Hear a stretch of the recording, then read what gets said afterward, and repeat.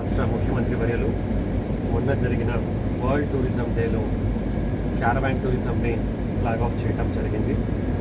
నిన్న జరిగిన క్యాబినెట్లో కూడా క్యారవాన్ టూరిజం పాలసీ గురించి కీలకమైన డిస్కషన్స్ నిర్ణయాలు కూడా తీసుకోవడం జరిగింది. ఈ నేపథ్యంలో మన ఆంధ్రప్రదేశ్లోనే ఉన్నటువంటి ఒక చాలా మంచి beach Suryalanka beach, Chirala beach, Hyderabad నుంచి వచ్చే పర్యాటకులకి నియరెస్ట్ బీచ్.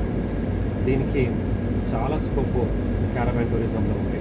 ఎందుకంటే వాళ్ళు ఫ్రైడే నైట్ హైదరాబాద్ నుంచి బయలుదేరితే సాటర్డే సండే వీకెండ్స్ ఇక్కడికి వచ్చి సండే నైట్ వాళ్ళు రిటర్న్ వెళ్ళొచ్చు. వాళ్ళు సపరేట్గా రావడం వల్ల వాళ్ళకి ఖర్చులు ఎక్కువ అవుతుంది.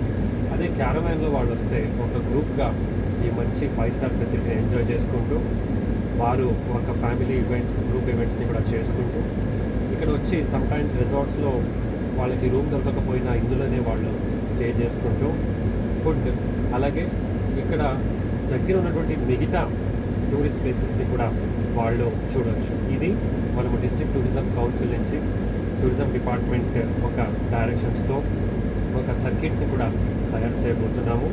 ఈరోజు బాపట్లలో సూర్యలంక బీచ్లో ఈరోజు రేపు ఒక రోడ్ షో లాగా పెట్టాము. చాలామంది దీన్ని చూసి ఆశ్చర్యపోయి ఇలాంటి ఒక మంచి ఎక్స్పీరియన్స్ మేము కూడా చేయాలని వాళ్ళు అనుకున్నారు. లోపల అన్నీ కూడా చూపించడం జరిగింది. ఒకళ్ళు మాత్రం ఆన్ ద స్పాట్ బుకింగ్ కూడా చేయడం జరిగింది. నెక్స్ట్ వీకెండ్ చీరాల బీచ్లో ఇంకా ఎక్కువ క్యారవాన్ ఆపరేటర్స్తో అక్కడ కూడా ఒక రోడ్ షో వెళ్ళడం జరుగుతోంది.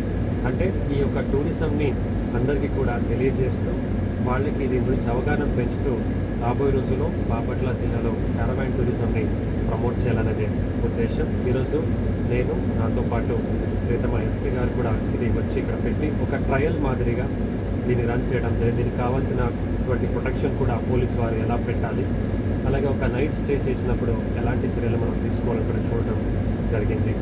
అలాగే ఇది రాబోయే రోజుల్లో ఇంకా పెద్ద ఎత్తున జిల్లాలో టూరిజం డెవలప్మెంట్ చేయడానికి కూడా ప్రతి ఉపయోగపడుతుందని మేము నమ్ముతున్నాం.